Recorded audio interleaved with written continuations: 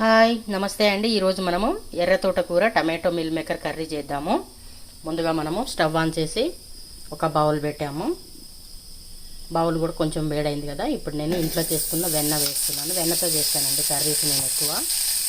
వెన్న కరిగిన తర్వాత వెన్న మంచిగా కరిగింది కదా. ఇప్పుడు తాలింపు గింజలు వేసి చిట్పట అనే వరకు కలిపెడదాము.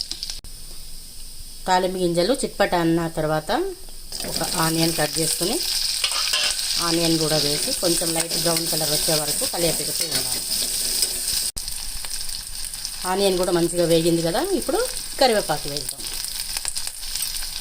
కరివేపాకు కొంచెము చిట్పట్ అన్న తర్వాత ఈ మిల్ మేకరు వాటర్ తీసేసి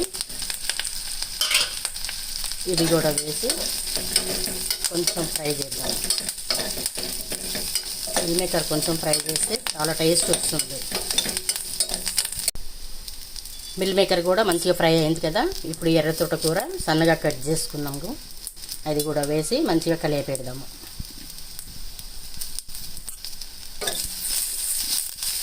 కొంచెం ఎర్ర తోటకూర మగ్గిన తర్వాత టమాటో కూడా వేద్దాం. తోటకూర కూడా మంచిగా మగ్గింది కదా.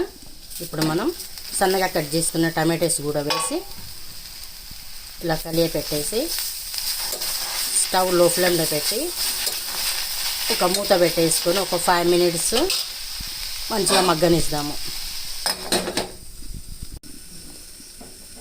ఇప్పుడు ఒకసారి మూత తీసి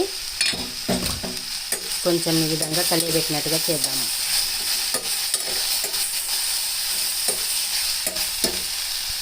ఇప్పుడు తగినంత రాళ్ళ ఉప్పు వేసి అలాగే కొంచెం పసుపు, కొంచెం అల్లం వెల్లిపాయ పేస్ట్ కూడా వేసి మొత్తం కలియబెడదాము. ఈ విధంగా కలియబెట్టిన తర్వాత మళ్ళీ మూత పెట్టేసి మళ్ళీ ఒక 5 minutes మంచిగా మగ్గనిద్దాము.